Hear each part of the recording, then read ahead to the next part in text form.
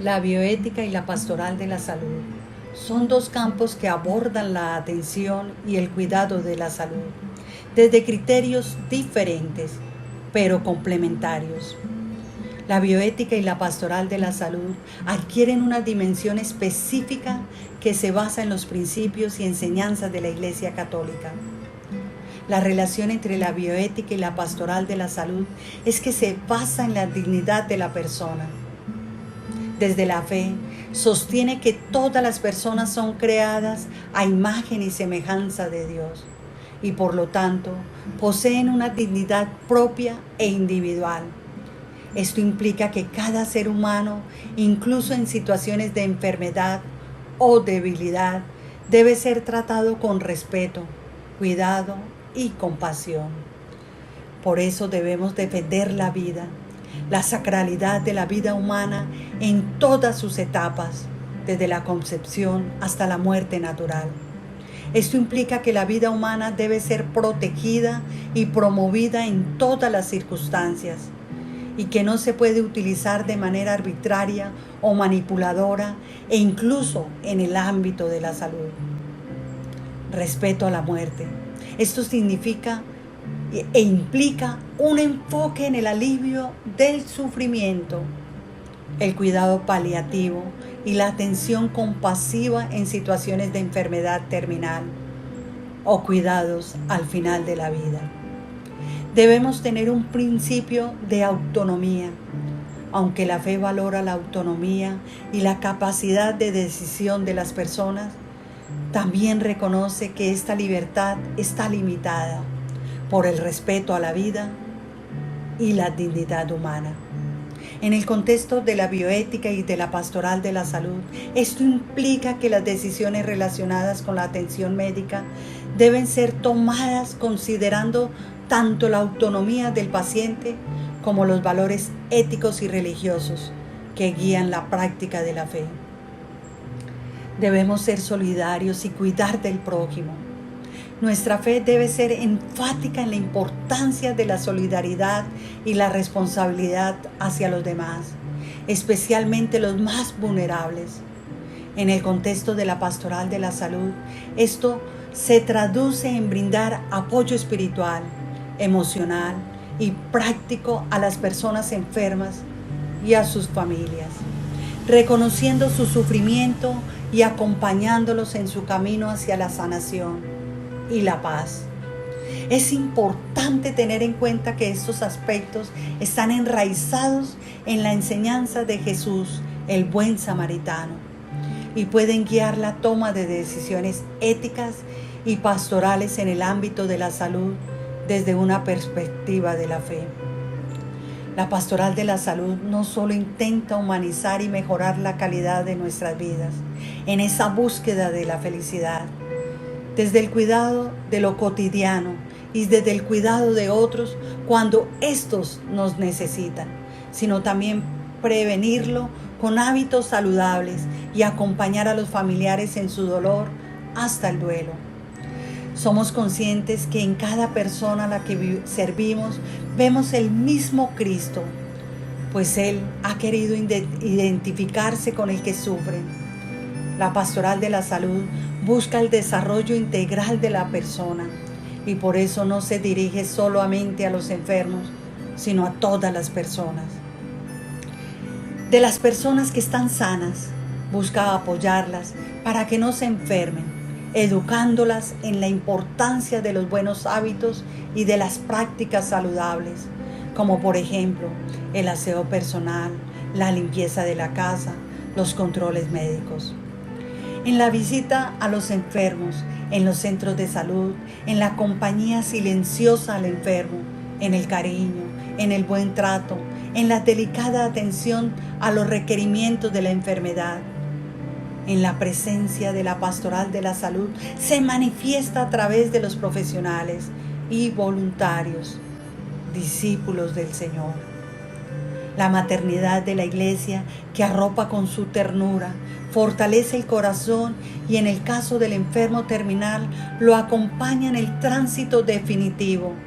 El enfermo recibe con amor la palabra, el perdón, el sacramento de la unción y los gestos de caridad de los hermanos, sabiendo acercarse con cariño y ternura para sanar sus heridas.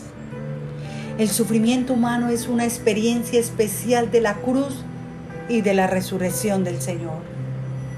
Es saber escuchar al enfermo, el estar a su lado, el hacerle sentir que en su sufrimiento no está solo, fortalecerlo en la fe con la oración y los sacramentos, animarlo con la esperanza de una pronta recuperación y que mientras pasa por estos momentos de dolor, se los ofrezca a Dios. Hay que acompañar también a pacientes con enfermedades crónicas y sobre todo a aquellos que están en la etapa final de sus vidas. Nunca hay que abandonarlos. Tenemos que hablar con claridad y prepararlos para el paso de este mundo al reino de los cielos. Vivimos en una sociedad donde se ha perdido el valor del sufrimiento y una de las tareas de la pastoral de la salud es rescatarlo, pues como decía San Juan Pablo II, el sufrimiento es sobrenatural porque se arraiga en el misterio divino de la redención del mundo y es también profundamente humano porque en él el hombre se encuentra a sí mismo, a su propia humanidad, su propia dignidad y su propia misión. No olvidemos que hemos sido creados para vivir y no para morir. La muerte es una etapa más de nuestra existencia. Nacemos, crecemos, morimos y vivimos. La pastoral de la salud ayuda también a las personas a vivir esta etapa con serenidad, sabiendo que somos peregrinos caminando hacia el reino de los cielos. La humanización de la salud desde la fe católica se basa en una ética del cuidado que reconoce la importancia de la relación médico-paciente y la responsabilidad de los profesionales de la salud de velar por el bienestar y la integridad de las personas a su cuidado. La humanización de la salud desde la fe católica busca, por lo tanto, el cuidado de la salud. Se basa en principios éticos sólidos, que se considere a la persona en su totalidad y que se promueva la dignidad, el respeto y la solidaridad en todas las etapas relacionadas con la atención médica.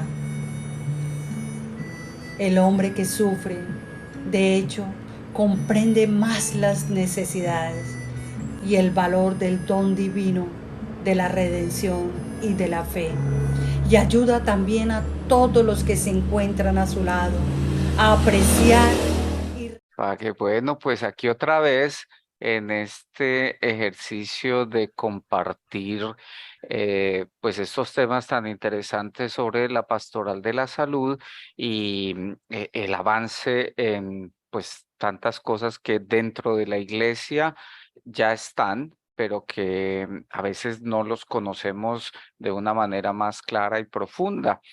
Esta noche nos han convocado para que hagamos nuestra reflexión sobre este tema. ¿Qué número es? El bloque de aprendizaje, ¿qué es? ¿Eso es el 10? ¿O no? El número 12. 12. Capítulo Ya vamos. 12, capítulo 3. 12, imagínense, sí, por allí de la página 50 en adelante, ¿no? Estoy viendo todo esto que tiene que ver con todo esto de la bioética y la humanización en la salud. Y todo eso, pues, contextualizado en el campo de nuestra pastoral y nuestra misión como, pues, agentes de pastoral, como colaboradores cercanos y en últimas como profesionales cristianos responsables de una labor no solamente de asistencia, sino de una asistencia con corazón. Y pues bueno, ese va a ser el tema que vamos a reflexionar en esta noche. Espero no extenderme tanto como la semana pasada, que me fui con una pena con todos ustedes porque se me fue el tiempo de esa charla tan sabrosa y de esas conversaciones tan buenas, pero espero ser más cumplido hoy con los tiempos. Em, Bien, ¿están viendo mi pantalla? Por favor, me confirman que yo ando hoy perdido porque no veo los Sí, controles perfecto. del Zoom. Está bien, Sí, perfecto. ¿Sí? padre. Sí se Bueno, ve la pantalla. bueno, muchas gracias.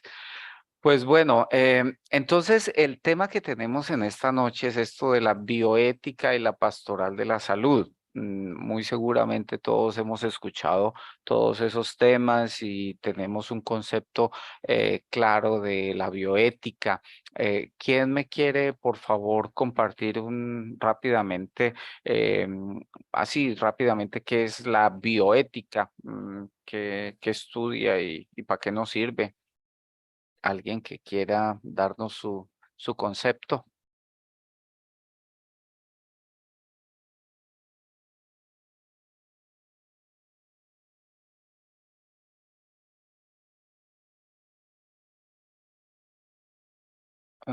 Se nos quedaron La silenciados los bioética, micrófonos.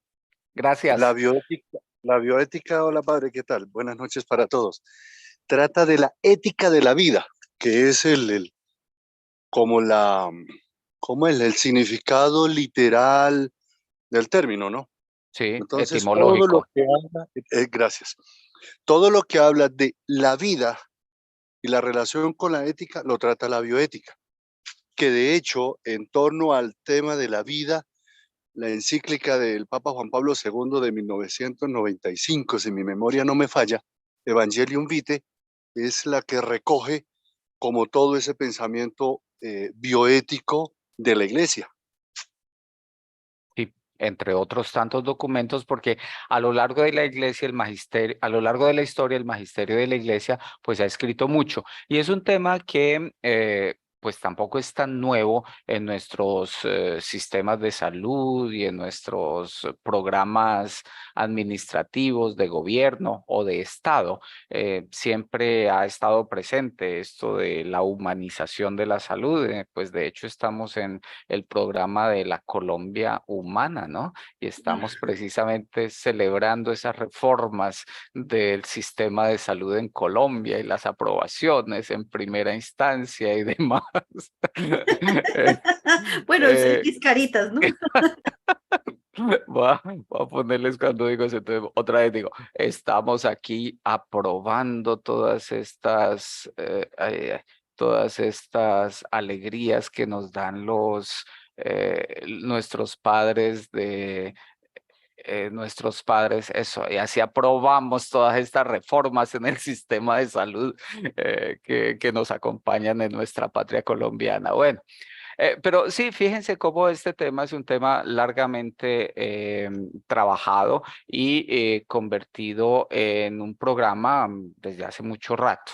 Efectivamente, el proceso de humanización en la salud, de lo que se trata, bueno, en últimas, humanizar, ¿no? Humanizar tiene varios aspectos, es tratar con características humanas a alguna situación, a algún objeto, a algún animal. Hablamos hoy en día a la hora de humanizar, por ejemplo, las mascotas, ¿no? Nos dan ese término. Cuando hablamos de humanización en salud, estamos hablando específicamente de esa capacidad de tratamiento digno a las personas que tienen alguna dolencia, alguna afectación en salud y acuden a nuestros servicios, a recibir nuestras cargas, ¿no? Y entonces de lo que se trata de esa humanización en los servicios de salud es que no solamente atiendan las circunstancias restringidas de la cortada, de la herida, de la cicatriz, de la situación puramente física, sino que también tengan en cuenta todo el sentido de vida del paciente. Y eso nosotros lo hemos sufrido en muchas circunstancias, cuando va uno alguna consulta y lo primero que le hace el médico es que le diga, bueno, de ahora en adelante no puede tomar café. sin siquiera preguntarle, ¿usted toma café? Bueno, claro que cuando el médico le pregunta o el psicólogo le pregunta, ¿y usted toma café? Bueno, sí, doctor, con 2 cucharaditas de azúcar, por favor. Sí, aquí me lo tomo de una vez. Pero generalmente lo que hacen es preguntarle para prohibir, ¿no? Sin preguntar si cómo lo consume o cuáles son sus hábitos y demás. A eso se está refiriendo toda esta situación de humanización en los servicios de salud. Considerar los valores, considerar los sentimientos, considerar las preocupaciones de la persona que llega hasta la petición del servicio de atención médica o de salud. Y aquí estoy hablando entonces también en un sentido más amplio, como el ser humano, aquel que llamamos enfermo, y eso aplica para los psicólogos también, es ante todo eso un ser humano, no es solamente un enfermo, no es el paranoide, no es el esquizofrénico, es un ser humano. Y por eso hay que considerarlo como un ser integral, ¿no? Es el aspecto biológico, el aspecto psicológico, el aspecto social, toda la parte cultural, espiritual, toda su familia.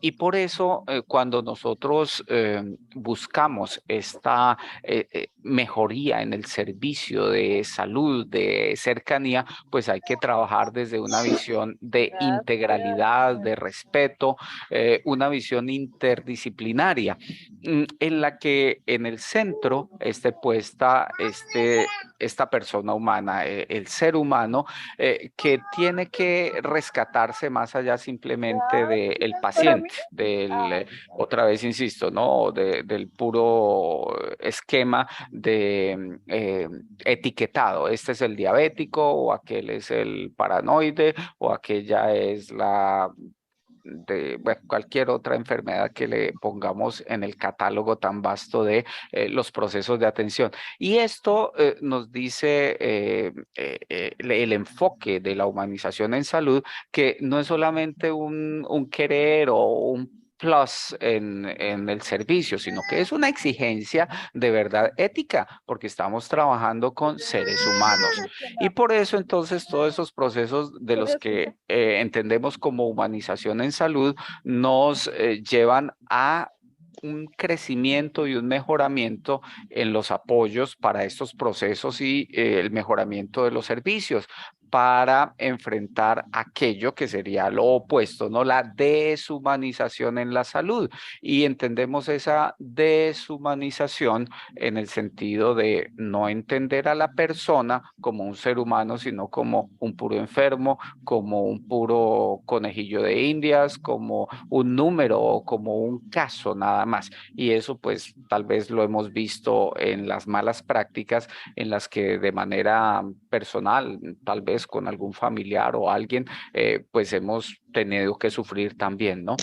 Y entonces de lo que se busca es que existan en toda la estructura del servicio de salud, entendido como servicio de salud eh, social, civil, estatal, gubernamental, pero también dentro de las estructuras de atención de la iglesia, toda la pastoral de la salud, toda la pastoral de el encuentro con el otro, nos tiene que llevar a entender que más allá de lo puramente profesional, de la especialización, de lo técnico, de lo científico, de lo farmacéutico, de las técnicas de intervención en terapias, distintas metodologías que existan, más allá de eso hay que articular el ser humano que está en el centro. Y por eso la experiencia, el servicio para preservación de la vida tiene que llevarnos a eso, ¿no? Al cuidado integral de la salud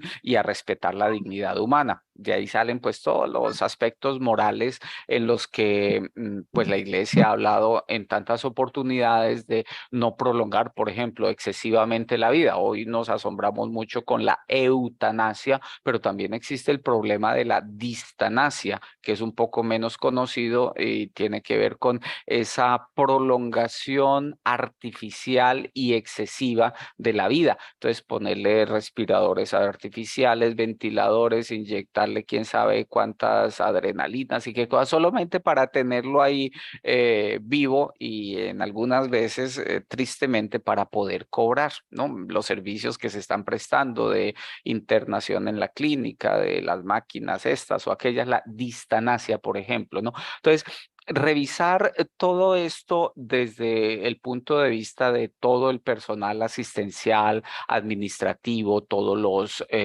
profesionales, desde el punto de vista del ser humano que está allí en su situación más vulnerable que nunca en el sentido de enfermedad. Y por eso entonces este autor andino, por ejemplo, nos habla de cómo el compromiso filantrópico en el servicio de atención a la salud no es suficiente, porque ante tantas actitudes que son deshumanizantes y deshumanizadas por parte de los profesionales, se necesita que estos momentos más difíciles en la vida y más críticos en estos momentos de la enfermedad se afronten de una manera mucho más plena y más ética. Esas deficiencias, nos dice este mismo autor, tienen que ver con algunas fallas. Y entonces nos hablan, por ejemplo, de unas fallas en la sensibilización del profesional, ¿Puedo preguntar? fallas, ¿sí? Ay, qué pena, padre. Sí, Estaba sí. levantando la manito. Oh, perdóname, es que ¿Sí? sí, ¿Puedo preguntar? claro que sí. Bueno, es que estaba hablando precisamente usted sobre la distanasia y es algo que a mí me ha movido durante mucho tiempo, realmente desde hace 5 años, que pasamos por un proceso familiar. El hijo mayor de mi esposo estuvo en UCI durante largo tiempo y ya sabíamos que él iba a fallecer, ¿sí? Por la complejidad de su cuadro. Entonces, yo había pedido de que me avisaran a mí, porque pues obviamente su padre estaba muy movilizado por todo lo que estaba pasando. Yo pensaba que de pronto le podía dar algo, un infarto o algo así si le llegaban a avisar. Y les pedí que me avisaran a mí en cualquier momento, en la madrugada o algo, cuando llegara el momento en que él se fuera. Pero esto no pasaba, o sea, esto seguían los días y seguían los días. Y un día me llaman para decirme pues que lo van a desconectar, o sea, que él ya básicamente sus órganos no funcionan, que todo está complejo. Es es algo muy duro, ¿no? Y yo no sabía qué hacer. Yo para esa época no tenía un director espiritual. Pues sí, estaba mi párroco, lo llamé y pues a veces es complejo que ellos vayan, que asistan, pero me pude comunicar con un sacerdote que hace parte del tribunal y yo le preguntaba que qué hacer, porque si estaba bien desconectar a una persona, ¿sí? Él estaba complejo. El tema es que, pues lo hablamos en familia y pues nosotros somos creyentes y decíamos, lo desconectamos, no lo desconectamos, ¿qué debemos hacer? Es muy complejo tomar una decisión allí. No sabíamos qué hacer. Bueno, Sí. gracias a Dios no lo tuvimos que hacer porque sí lo hablamos, nos sentamos y yo le dije a mi esposo, o sea, tú toma la decisión, ¿qué tenemos que hacer? Él me dijo, sí, sí, vamos a hacerlo, vamos a hacerlo. Nos fuimos a preparar, o sea, no hablamos con los médicos, nos fuimos a preparar las cosas porque sabíamos que en cualquier momento se iba a ir. Nos fuimos a preparar todo y cuando íbamos saliendo del hospital nos llamaron y nos dijeron que se había ido, ¿sí? Que ya había partido. Pero esto a mí me movió mucho, o sea, yo decía, el solo pensar, dijimos sí, sí, desconéctenlo, me hago entender, es complejo. ¿Cómo llegar a, qué dice la iglesia sobre el tema? A este punto yo ahora todavía no lo sé, ¿sí? Todavía no lo sé, o sea, si desconectar o no desconectar a una persona. Uno se queda en la complejidad del cuadro, decirse una persona que estaba muy mal, sus órganos ya no funcionan, llevaba mucho tiempo en la UCI, pues hay que tomar la decisión. Pero bioéticamente, eh, es el tema del valor, ¿sí? De la calidad de vida de las personas, pero a nivel de nuestra doctrina, se lo pregunto a usted. Sí, estaba escribiendo precisamente la diferencia o el criterio para determinar en dónde es responsable la conexión o la desconexión de las personas, ¿no? Y el criterio, el umbral de diferencia son los medios que están utilizándose para el mantenimiento vital de la persona. Y se hablan de medios ordinarios y se hablan de medios extraordinarios. Entonces, los medios ordinarios, pues, como su nombre lo indica, son las cosas normales que están al alcance de pues básicamente todo el sistema de salud de las personas normalitas. Hablamos aquí de no sé, una cirugía, un ventilador, bueno, cosas de estas específicas, ¿no? Los medios extraordinarios son ya todas estas cosas que sobrepasan el sistema normalito de salud y entonces hay que importarlo desde, no sé, desde Europa o desde la China o estas inyecciones de no sé qué cosa y bueno, esos medios extraordinarios son los que no nos obligan a continuarlos porque precisamente son extraordinarios. Y entonces en el momento en que la familia dice, no, pero es que yo no puedo afrontar estas inyecciones de 5 millones de pesos cada una y son, no tengo idea, una a la semana. Yo no puedo afrontar eso y no las podemos traer de Australia, que es el único hospital en donde ahí le hizo eutanasia. No, porque era un medio extraordinario. La diferencia está, eutanasia, se hace algo, yo incido, yo intervengo para acortar la vida.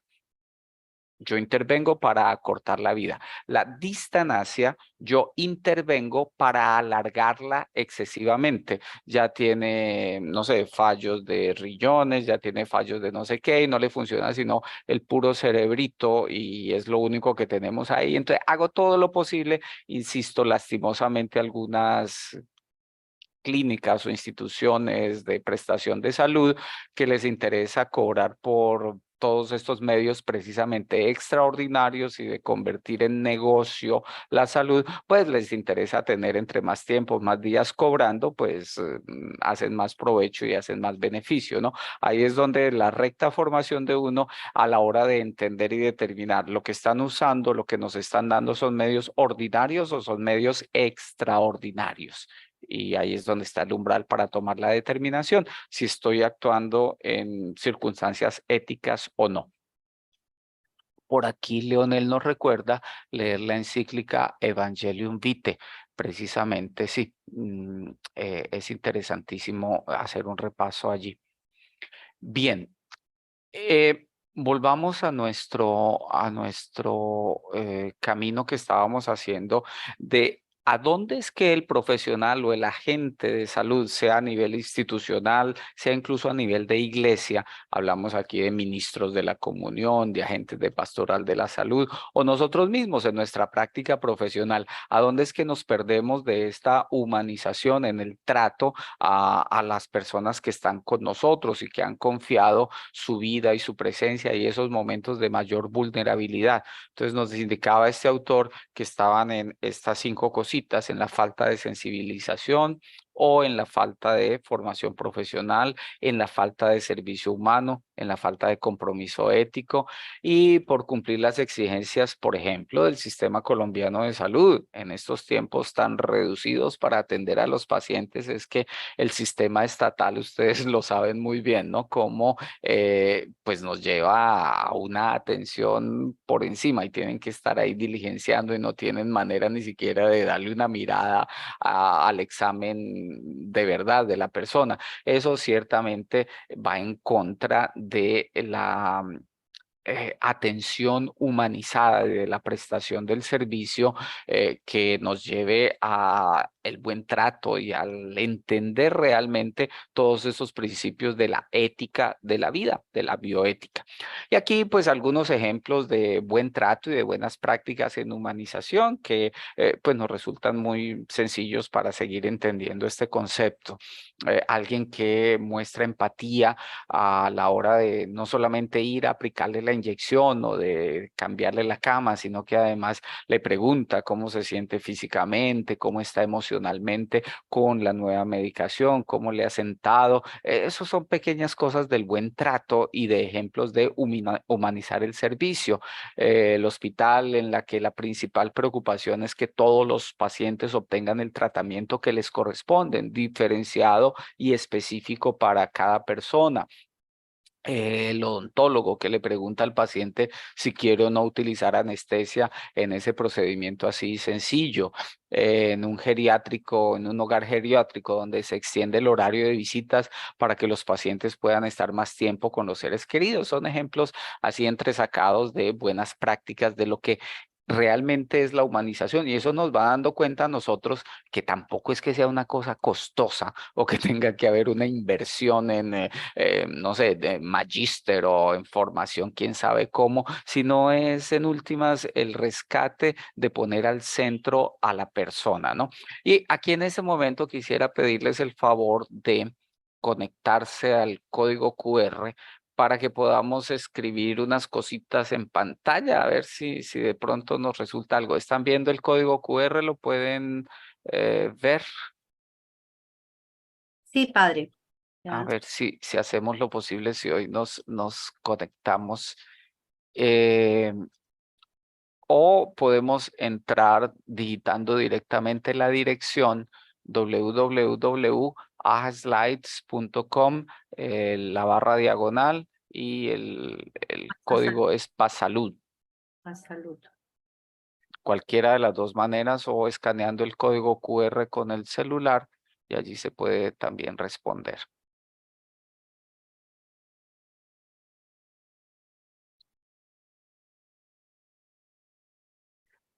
Que quisiera que pudiéramos responder una cosita. Aquí estamos viendo ejemplos de humanización y quisiera que nos compartiéramos unos ejemplos de lo contrario, de lo que es totalmente opuesto, lo que no es humanizar la pastoral de la salud. ¿Qué ejemplos concretos han tenido ustedes de lo que, de una atención deshumanizada, o que lo hayan recibido ustedes o que lo han visto de algún caso cercano, lo han vivido con algún familiar, alguna cosita? Ya pueden empezar a escribir. Creo que ya se puede estar escribiendo. Un ejemplo sencillo y así muy preciso de situaciones en las que no se han tratado humanamente a las personas.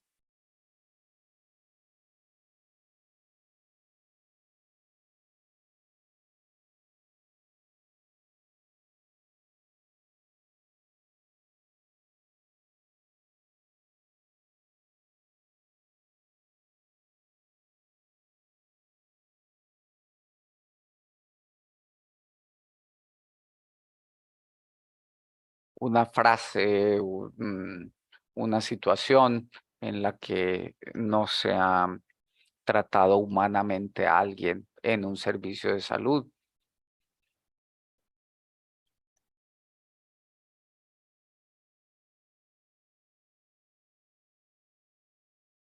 Algunas frases, por ejemplo, yo me voy adelantando, de esas vecinas que van a hacer visita a los enfermos. Ay, de eso mismo se murió una tía mía.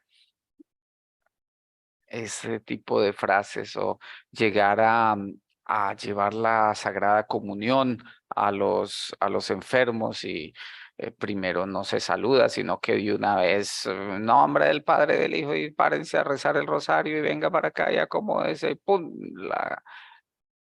le dan nada más la comunión, pero sin este trato humano, sin un poco la referencia a la familia, al Estado, el saludo. Mire, la indiferencia, uy, ay, ay, sí, la indiferencia. Oh, atención en las IPS a los niños con condiciones siguiendo técnicas invasivas, claro, y respetuosas de la dignidad humana. tratamientos de cáncer en remisión de un sitio a otro, sí, que el examen se lo tienen que hacer allí, pero lleve la prueba que le lea el otro, que lo visite el especialista en otro lado, que tiene que pagar el recibo allí, que saque la fotocopia en el otro lado. Uy, claro.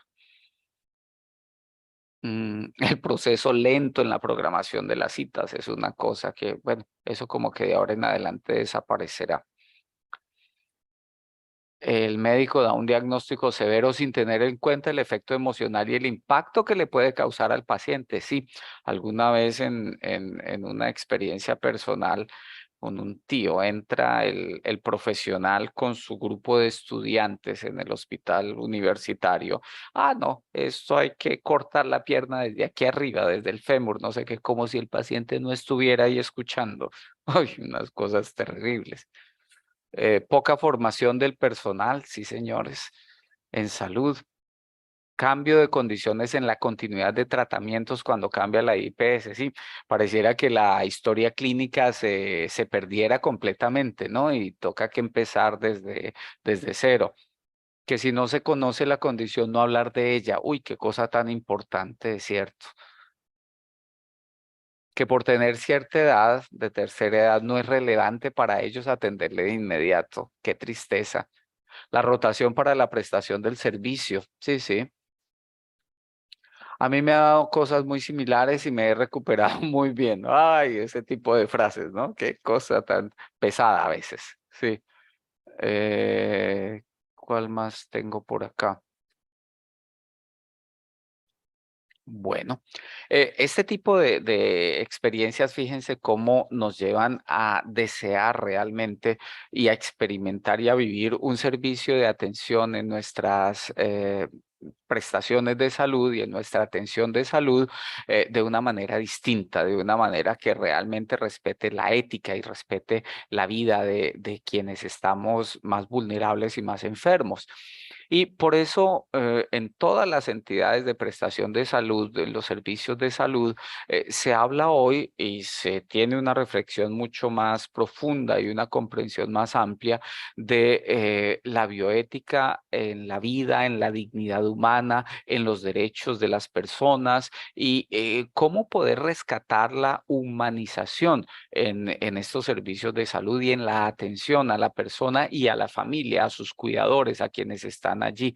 Y por eso esta revisión de los conocimientos científicos, tecnológicos, médicos, tienen que aplicarse, sí, pero no pueden ir por encima de la persona, no pueden estar allí encerrados en solamente la visión tecnocrática. Se puede hacer y entonces hagámoslo, porque si no se vuelve es un conejillo de Indias, se vuelve es un objeto y no ciertamente el destinatario del servicio, sino simplemente como un objeto para el ensayo, la experimentación, hagamos esta cirugía, hagamos medicina o quién sabe qué tantas cosas. Y por eso el campo bioético lleva también a defender el consenso, la capacidad de explicar y de hablar claramente en qué consiste el tratamiento, cómo va a ser, de qué es lo que se trata, cuáles serán los objetivos y sobre todo cuáles serán las probabilidades de éxito o no. Y fíjense que en eso, por ejemplo, los psicólogos tienen un paso muy avanzado, porque al comienzo de todo el tratamiento, todo esto del consentimiento informado, del proceso, de la metodología, de las expectativas, de toda esta serie de cosas, ciertamente llevan, quieras o no, al comportamiento ético y al conocimiento de la persona. Tal vez es que la psicología es una de las ciencias, bueno, ciertamente pertenece al campo de la salud, pero pues también tiene este componente social, humano, tan de raíz y tan difícil como de no ver. ¿Cierto? No tiene este riesgo que tienen las otras áreas de la salud. Y por eso la dignidad de la persona siempre permanece en todas sus aristas y en toda su esplendor en la profesión de la psicología. Pero el riesgo de deshumanizar está de todas maneras en todos los servicios de salud. Eh, Hay varias cosas interesantes en todos los autores que hoy en día abordan estos procesos de humanizar los servicios de salud.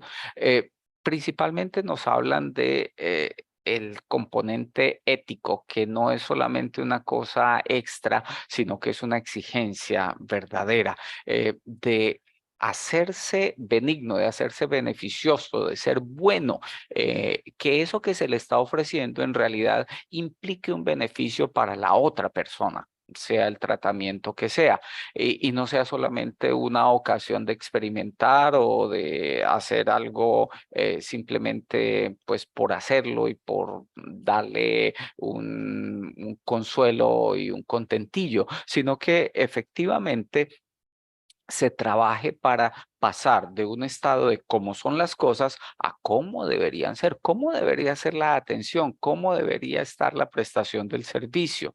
Y de ese mismo modo, siempre poderlo beneficiar, no hacer daño, evitar el daño, es los principios clarísimos de la ética en general y de la ética de la vida. Tratar siempre con benevolencia, con consideración, respetar los derechos, solidarizarse con el sufrimiento, con el dolor, y eso es lo que hace que la atención y la prestación del servicio sea profundamente humano, lo que hay de verdadero en la realidad de esta bioética.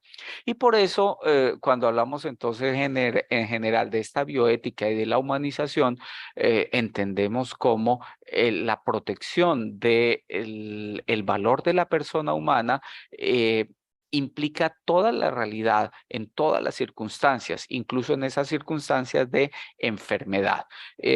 Asimismo, entonces, mm, en esa unidad interior del ser humano no lo podemos separar, ni dividir, ni fragmentar como si fueran los cajoncitos de un armario. Entonces aquí está la parte física o aquí al otro lado está la parte espiritual o al otro lado está la parte cultural o aquí lo intelectual, sino que es toda una unidad en la que se debe afrontar el tratamiento, cualquier tratamiento que sea, con esa integralidad y con esa capacidad de servicio, no puramente, en el caso de la medicina tradicional, no puramente farmacéutico, sino que tiene que ir más allá a lo profundo del corazón del ser humano para que el servicio no sea al contrario. Y miren ustedes cómo este tema de la bioética y de la humanización en la salud es un tema en Colombia también, incluso en nuestra Colombia, bastante trajinado. Quienes hayan tenido la oportunidad de trabajar en el sistema de salud estatal, pues saben bien que desde 1993 este tema aparece en el Sistema General de Seguridad Social y de Salud en Colombia con la Ley 100 del año 93. Y no era que antes no estuviera tampoco en otras leyes, pero digamos esa es la que está relativamente vigente en gran parte todavía y la que se está trabajando en la reforma. Y allí mismo se hablaba ya que el objetivo era de garantizar los derechos, garantizar la vida, garantizar la dignidad de la persona a través de ese gran sistema de servicio en seguridad social y en salud. Literalmente dice el primer artículo, el sistema de seguridad social integral tiene por objeto garantizar los derechos irrenunciables de la persona y de la comunidad. Miren ustedes la belleza de concepto, para obtener la calidad de vida acorde a la dignidad humana mediante la protección de las contingencias que le afecten. Entonces aquí está hablando de todo el sistema de salud y de seguridad social, en vida, en buenas condiciones y en situación de enfermedad. Una maravilla, eso es concepto, es una cosa, mire, estupendo. Bueno, de ahí, de ese concepto ideal a lo que hemos visto desde 1993, debíamos celebrarle el aniversario a esta ley del 93. Acá llevamos que 30 años, ¿no? Con esta ley. Mire ese concepto tan maravilloso y tan bonito, pero bueno, en la práctica, cómo se ha atascado y cómo lo hemos vivido y cómo lo hemos llevado y, en fin. Eh, en el artículo 153, esa ley 100 establece además estos mecanismos de control para garantizar esa calidad en salud, para garantizar la forma de atención, lo que hablábamos hace un momento, la gestión de citas nada más. Uy, nada más para que le contesten a uno al teléfono, para que le contesten el correo electrónico, o siquiera para ir uno allá ¿cómo se llama? Al mostrador, al cosito donde lo atienden a uno, pues hacer la fila, tome el turno, regístrese y espere para que le diga, lo vamos a llamar. Y ahí se queda uno 3 meses esperando la cita, ¿no? Lastimosamente, pues eso nos ha pasado y hay que ajustarle muchas cosas a esta ley. En el 2011 viene la ley 1438 que modifica algunos artículos de la ley 100 de la original y hace algunos cambios, pero conserva todos estos principios de la humanización del servicio de salud, de la atención bioética, y lo dice muy clarito en el artículo 3, cuando habla, por ejemplo, de la calidad. Cuando habla de que los servicios, escribí mal, los servicios de salud deberán atender las condiciones del paciente de acuerdo con evidencia científica, provistos de forma integral, segura y oportuna, mediante una atención humanizada.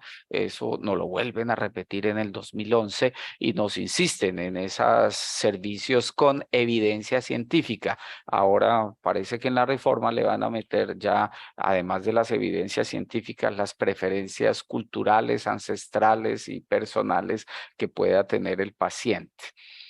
Eh, y en la ley, en nuestro sistema general de salud colombiano, hablamos incluso de una capacidad de acreditar esa calidad en los servicios de salud, que es un nivel un poco más alto. Los anteriores podríamos decir que éramos como los mínimos, ¿no? Estos de acreditación vendría a ser como un nivel un poco más alto, con unos estándares medibles, con unos sellos, con unas certificaciones muy específicas que dentro de pues, nuestro sistema nacional, el encargado de esa medición de la calidad en todos los servicios es el ICONTEC. En el año 2016 sale una forma, un mecanismo voluntario para que las instituciones prestadoras de salud o las EPS o las IPS o todos los clínicas o servicios de atención en salud se pudieran acreditar en salud, en la calidad en salud. Es un proceso voluntario, pero define unos estándares. Dentro de esos estándares de calidad, ciertamente aparecen todos estos criterios de humanización, de la prestación del servicio. Las instituciones pueden ofrecer y dar un servicio más humano y con ello dar cumplimiento a lo que exige tanto el Sistema Colombiano de Salud como el Instituto Colombiano de Normas Técnicas y de Certificación, ICONTEC. Y de ahí salen todos esos sellos que nos ponen en las fórmulas, que nos ponen en los avisos grandes de cada una de esas sistemas de prestación de salud. Todo eso lo tenemos allí bien organizadito, con un eje temático dentro de los múltiples criterios de acreditación en salud. Hay un eje temático que se llama precisamente la humanización de la atención, que se refiere a la calidad en los procesos de atención, en los tiempos de atención y de intervención en la salud, desde el que se recibe la cita médica hasta que lo atiende el profesional, cuando lo remite al especialista. Bueno, todos estos indicadores que son medibles, que son susceptibles de mejoramiento, de crecimiento. Quienes hayan tenido la experiencia de trabajar en el sector público se dan cuenta que esa es una de las cosas que el sistema de salud les da mucho más importancia. En ello se entiende que en ese sistema de acreditación, pues tiene una, como digamos, una opción o es muy respetable la misión, la visión, el carácter de la institución que está prestando el servicio de salud. Y entonces estos criterios de humanización tienen que ir adaptados y mostrarse muy coherentemente con esos valores institucionales, con esa visión institucional, con los objetivos, con los principios, con los lineamientos. Tiene que haber una coherencia muy clara y eso es lo que va a acreditar el ICONTEC, precisamente para contrarrestar la deshumanización. Entonces, hacen un anexo técnico, que es una cosa larguísima de todos los criterios y todo lo que hay que llenar y que a veces se convierte en una lista de chequeo. ¿Se tiene o no se tiene? ¿Se tiene o no se tiene? Qué sé yo, el sistema de numeración, cuando uno entra y pide el número, eso tiene un nombre, se me olvida cómo es, que pide uno el turnero, ¿cómo se llamará El eso? Bueno, digiturno, digiturno. ese coso, módulos de turno, muchas gracias. Todas esas cositas que permiten medir la atención, no sé qué, el sistema de, ¿cómo se llama? Quejas, preguntas y reclamos y felicitaciones y todas esas cositas. Sistema de atención al usuario. Es todas esas cosas, muchas gracias. Y con lo cual, desde el Ministerio de Salud, lo que se busca es que nuestro sistema de salud cada vez esté más humanizado y esté mejor. Y que se busca pues que haya esa oportunidad de crecimiento, de mejoramiento para garantizar esas acciones concretas y reales en el servicio al usuario final, no solamente en el papel. Bueno, ahí es donde tenemos entonces el gran bache y la gran distancia entre lo que escribimos y consignamos en esos informes estadísticos, en esas misiones tan hermosas, en esos conceptos tan bonitos y en la práctica, en la realidad, cuando nos encontramos, pues que no tengo idea, que cuando llega uno al hospital, el que decide quién se salva y quién no es el señor de la portería, el que le mira la cara y le dice, ah, no, usted no está pálido, usted no tiene nada, espérese ahí. Y en cambio, el que sí llega con el chorro de sangre, bueno, entonces sí, vaya usted primero y no sé qué, pero la otra persona no. Y el que decide no tiene esa formación, no tiene esa capacitación, no tiene, o simplemente respeta el turno y se queda ahí rígido y no ve que el que está agonizando y blanqueando los ojos y echando espuma por la boca, no, le tocó el turno 42, espérese porque vamos en el número del turno y no ve la capacidad de la urgencia, ¿no? Y lastimosamente pues estamos en ese sistema a veces rígido, a veces demasiado laxo, que aunque tengamos el sello, aunque tengamos el certificado de acreditación en salud, de certificación de unos procesos de ICONTEC, de la norma, ya se me olvidaron, la norma 9001, la norma 555, la certificación de servicios de ICONTEC, el IQNet, todas esas cosas, pues eso no garantiza necesariamente que los procesos, los valores, brinde realmente esa atención, el servicio humano, el servicio incluyente, que los valores éticos del personal pues estén acordes a lo que esos sellitos o esas estrellitas o esas cositas que se cuelgan en todas partes tan bonitos y tan útiles de todas maneras, pues no siempre reflejan todo, ¿no? Esos valores éticos, morales, tienen que llevarse de la mano realmente con, miren cómo lo decimos acá de una manera muy clara, con la prudencia, con la justicia, con la equidad, con la transparencia, en la buena administración de los recursos para que el talento humano, para que la calidad realmente sea excelente. Y por eso entonces, miren ustedes cómo se necesita que podamos estar estructurados todos los procesos, los lineamientos, las directrices, los protocolos, todas esas cosas que escribimos en la persona que Pero está viste que él te fue vulnerable, que mirando se de reojo y se me pegó. me perdí. Y que en quien todo nos lleve a orientar todo el servicio en el ofrecimiento de los servicios, que seamos capaces de aterrizar todo eso tan bonito que está en las estadísticas, en los números, en los conceptos, en la práctica de todos los días. Y ahí es donde está el reto. Algunos de ustedes que tienen su consulta particular, algunos de ustedes que trabajan en compañías privadas o públicas, ¿qué podemos hacer nosotros para humanizar eso? Desde la recepción, desde la entrada, que sea amigable, que sea incluyente, en las escaleras que hay a la entrada y que ya para la certificación nada más de la estrellita azul del consultorio, pues exigen que haya la entrada, el ingreso también adaptado para personas con movilidad reducida. Pero no solamente eso, ¿no? Sino que tenemos nosotros para el que tiene deficiencia auditiva, que tenemos nosotros para el de deficiencia visual o para la persona que a estas alturas todavía hay que no saben leer. que no saben escribir bien y que llegan solicitando el servicio, o que por su forma cultural o por su situación viene del campo, o es de una comunidad indígena, o bueno, quién sabe qué tantas condiciones. Bueno, ¿cómo hacemos para aterrizar todo eso desde el mero momento de la acogida, ¿no? Desde la entrada a nuestra entidad, que las cosas sean amigables, que tengamos estos servicios realmente pensando en la humanización de la atención ética a la persona. Es importante recalcar que todo esto que se puede hacer en el servicio de la salud debe ser para preservar la vida humana, para mejorar la calidad de la vida humana, no solamente para mejorar los indicadores de desempeño, sino para mejorar realmente el servicio y el respeto a la persona, a su dignidad y a sus derechos. Ahí es donde tenemos realmente un reto muy grande. Por eso la humanización de la salud nos exige cuidar y nos da la oportunidad de tener a la persona enferma, vulnerable delante de nosotros para varias cosas. Sanar las heridas, y estamos hablando de heridas físicas, pero también de heridas emocionales, personales, culturales, académicas, tantos tipos de heridas, para calmar sus dolores y angustias, para tocar sus rostros y sus manos, para escuchar la voz de su corazón, para acompañarlos en la soledad, para fortalecer la esperanza. Un reto muy grande.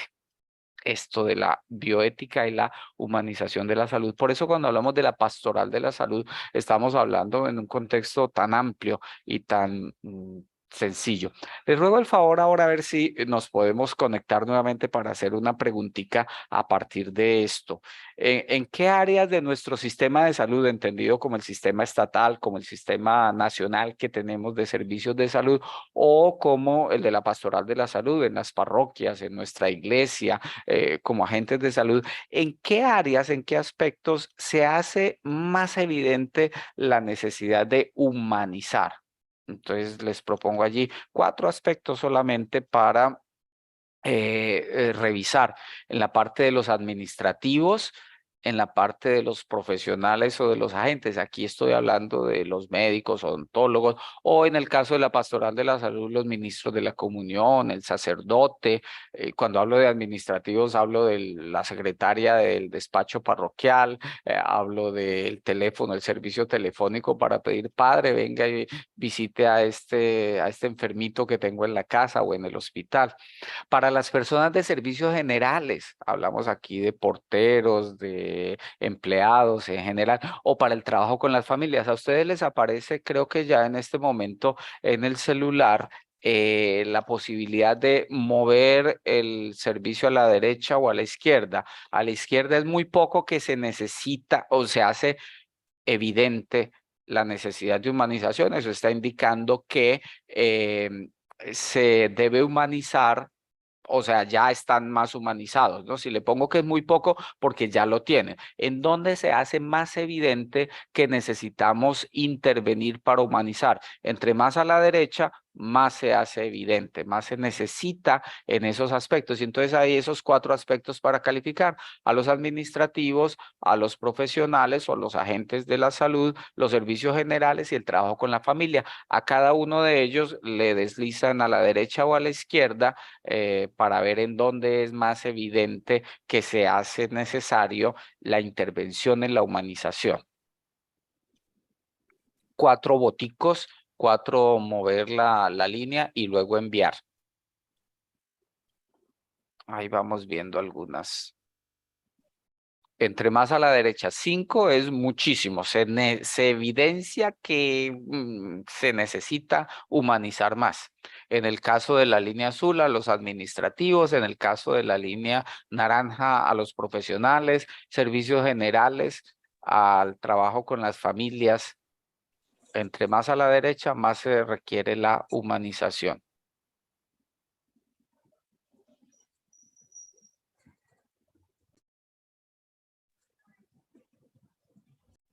Nos queda todavía un minuto para votar.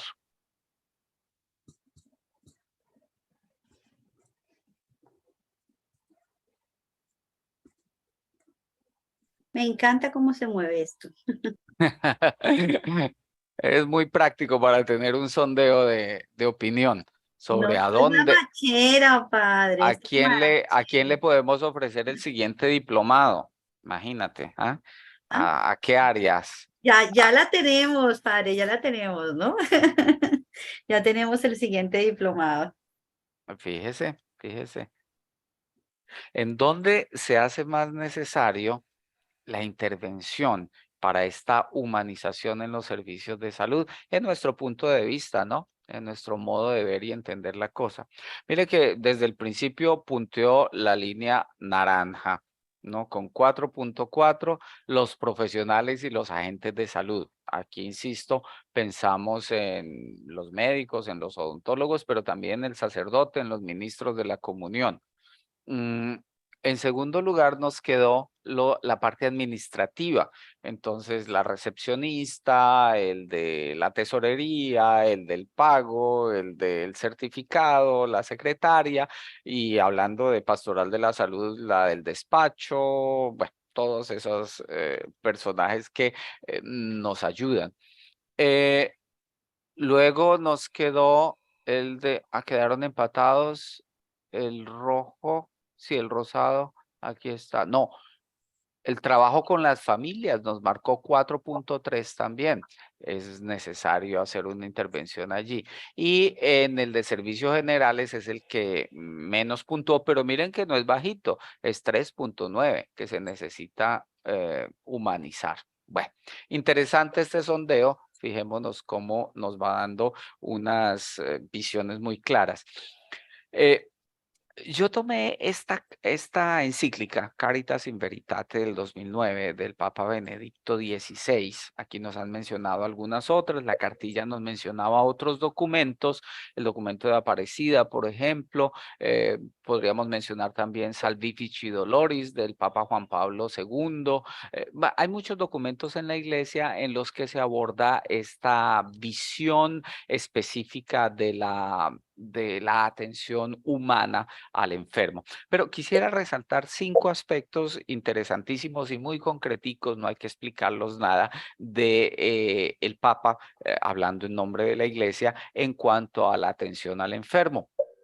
El valor de la vida humana, importante y fundamental, nos hemos cansado de decirlo en esta noche, está en el centro y es deber de toda la sociedad proteger la vida humana, promoverla, y esto de manera particular incluye a los enfermos y a los que sufren. Segundo punto, muy claro que enfatiza esta encíclica en el parágrafo 34, nos dice del cuidado a los enfermos como expresión de la caridad. Una sociedad que cuida a sus enfermos, no simplemente que le da el agüita del descanso y chao, chao, eutanasia, bienvenidos y hasta luego. En estos días vi un TikTok que estaba por ahí rodando de una chica canadiense de como 16, 17 años, anunciándole a todos que había acabado de invitar a su abuela a una cena, básicamente a la última cena, porque la que había pedido la eutanasia, y entonces básicamente era la última cena con su abuela, y entonces ella ahí haciendo las monerías de TikTok y demás,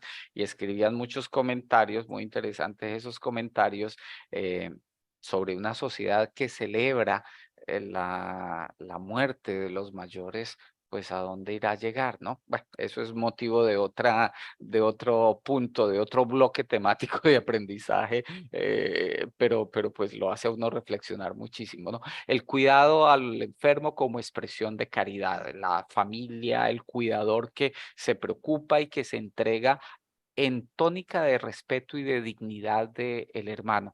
Es famosa ya, ¿no? La pregunta que le hacen a esta antropóloga famosísima, se me escapa el nombre en este momento, que cuál es la primera señal de cultura humana y del cambio en el proceso de hominización, de pasar de puro primate a Homo sapiens. Que ¿cuándo es que se da eso? ¿Cuál es la señal clara? Le preguntan a esa antropóloga y haciendo referencia a alguno de estos fósiles que encuentran por allá en alguna de estas cuevas, no sé, hablan de un fósil que dice, este es el momento en el que aquí claramente podemos hablar de un ser humano completo. ¿Por qué? Hay una fractura en el fémur que ha sido sanada, ha sido soldada. Y para que eso fuera posible, tuvo que haber alguien, la familia, el grupo, que se estuvo con él, cuidándolo después de la caída, de la fractura, de lo que sea, y ofreciéndole el cuidado, trayéndole comida, dándole consuelo, no sé qué, esperando que sanara para que se recuperara y para poderle. Ahí fue el momento en que pasamos de puro animal a ser humano, una respuesta pues científica interesante, ¿no? En medio de toda la cosa de la antropología cultural, de la antropología general, pues muy interesante ese tema.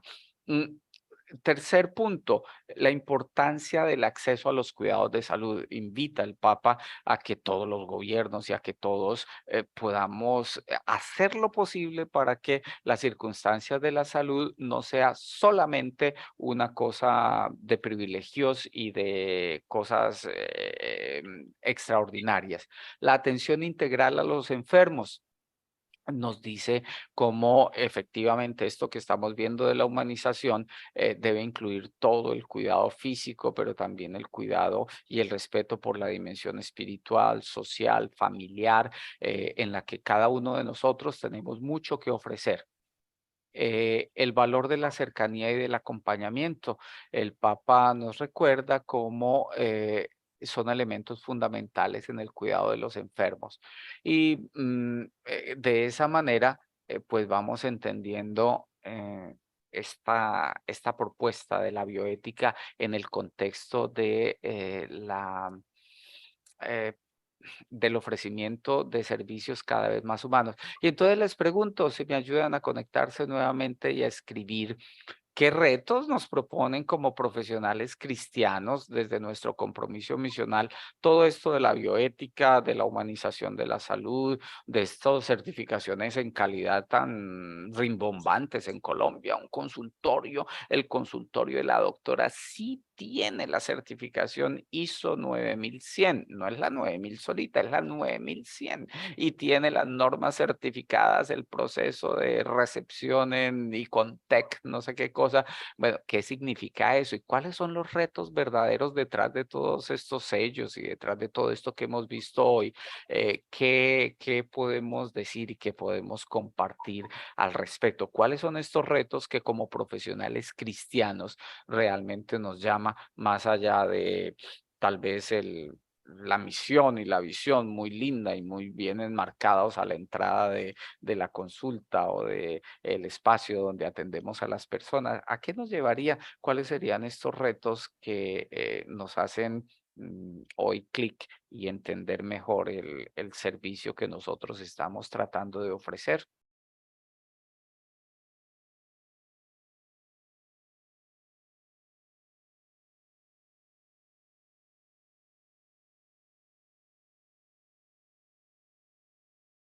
Leonel nos dejó un mensajito antes de irse, se retira y los saluda a todos y nos dice, un reto es que la salud necesita profesionales humanos como somos, no solo profesionales con muchos conceptos en la cabeza o solo normas por cumplir.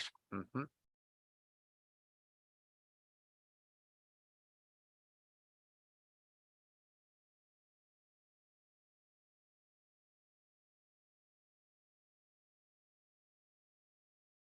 Bueno, aquí nos están llegando varias cosas interesantes. Brindar los servicios profesionales sensibles a la condición humana en valores y principios morales, asegurar la dignidad de la persona, una relación de amor, de compasión que no se centre en el cumplimiento de procedimientos y de normas solamente, prestación de un servicio profesional, integral, humano desde el Evangelio y el testimonio de Cristo. Profesionales con verdadera vocación, uy, qué tan importante esto. Cuando estamos frente a un alma humana debemos ser sensibles, integrar la fe, la profesión, uno de los desafíos más importantes es nuestra fe cristiana, nuestra práctica profesional, vivir los valores, principios bíblicos, nuestra forma de trabajar y de tomar decisiones. Requiere actuar con integridad, compasión, justicia, buscar el bienestar, la dignidad de los demás en todo lo que hacemos.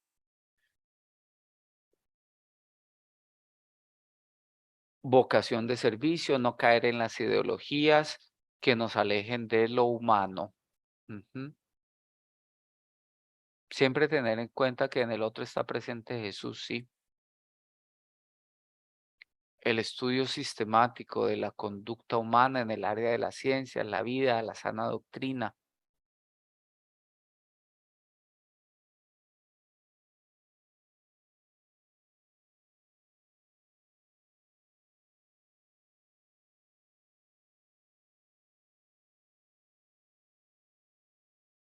Dignificar los pacientes, dándoles el mismo trato sin reparar estrato. Uy, ay, ay, claro.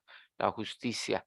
Sí, fíjense cómo todas estas cosas resultan realmente retos para nuestro ejercicio profesional. Además de eso, yo insistiría en una cosa que todos los documentos, tanto de la iglesia como los documentos del sistema de salud estatal, nacional, invitan siempre, ¿no? Construir equipo y que todo el equipo esté enrutado en esa opción y en ese propósito de tratar a las personas en su dignidad y en su realidad humana.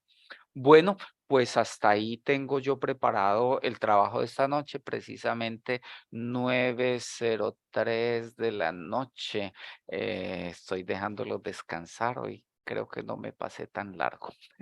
Muchas gracias por su Padre, qué presencia. maravilla. Esto estuvo increíble. Un poco, Muchas gracias, Padre. un poco rápido para mí porque quería copiar absolutamente todo, pero alcancé a pegar diapositivas, así que tenemos tiempo de volver y repasar. Bueno, pues me alegro. Fenomenal. Aquí dejo esto libre para que ahora El sí ya padre puedo. me recordó la visita que hice hoy a Cartagena porque justamente estaba visitando un hospital de Cartagena dentro del ejercicio como líder de docencia servicio, y una de las categorías que se tenían en cuenta era justamente que la misión visión del hospital estuviera acorde con la calidad humana. Y entonces la sugerente nos decía, necesitamos el servicio de psicología para que pueda ser parte de nuestra abordaje integral, y se dieron cuenta que salud mental hace parte de ese ejercicio y que es transversal a todas las áreas y que se necesita desde el portero, como decía usted, hasta el director científico de allá del último piso, porque todas las áreas necesitan de ese acompañamiento, que no sea solamente el diagnóstico del paciente, sino cómo se le explica al paciente lo que está pasando de la manera más humana, cómo se le explica a la familia cómo va a ser ese manejo de ese paciente de ahora en adelante, qué significa la relación de la enfermedad con las demás personas y los demás ámbitos. Entonces, ahí es donde el psicólogo y los agentes de pastoral que estamos formándonos para dar esa impronta humana, pues nos va a llevar a que podamos ser mejores seres humanos desde el ámbito de la salud y de cualquiera de los ámbitos donde trabajemos como psicólogos en esta humanidad que está tan deshumanizada. Y Sí, ponte Padre, responsabilidad, ¿no? Sí, Y con Padre, ponte responsabilidad. responsabilidad. sí, y es que una de las falencias que tiene el sistema también de salud, incluyendo muchas otras, es que ellos no invierten en el talento humano. O sea, ellos, usted va a cualquier entidad hospitalaria y usted fácilmente puede encontrar sistemas de atención al usuario, que es la razón de ser de todo hospital. El paciente, usted va a encontrar que no hay un canal de comunicación entre la institución, o sea, difícilmente se encuentra institucionado, elaborado, y no le invierten al profesional que va a atender a esos usuarios, porque de pronto buscan un técnico sabiendo que eso es un sistema que debe tener psicólogos o trabajadores sociales. O sea, para la atención solamente quieren un profesional para los miles y pico de usuarios que pueda tener esa institución de salud. Entonces, ellos no quieren invertir en el recurso humano. Y las pocas inversiones que se hacen, imagínense, están tratando de sacar el talento humano. Entonces, por ejemplo, los sistemas de quejas, preguntas, atención, lo pueden uno a chatear con un robot. Ay, Dios Con santo, a ver una si inteligencia artificial. sí, una Bueno, cosita de esas que le da a uno respuestas repetitivas y Sí. que no le resuelven nada, ¿no? una bobada. Sí, Porfa, y coloca resulta- la cámara, porfa, por favor, para la foto, Y la musiquita eterna que lo duerme uno ahí esperando. para que no nos cojan la Eso es un noche, arrullo, Marita, o sea, por favor. prepárese para arrullarse porque no le van a prestar atención. Compañeros, nuestra cámara. Ay, padre Roberto, quisiera que me regalara unos minuticos, no sé si pueda ahorita, aprovechando de que ya estamos conectados, para comentarle algo. Muy bien. Sí, perfecto. Entonces esperamos. Gracias, Padre. Feliz noche para todos. Gracias, Gracias padre, a todos por su participación. Gracias, Padre.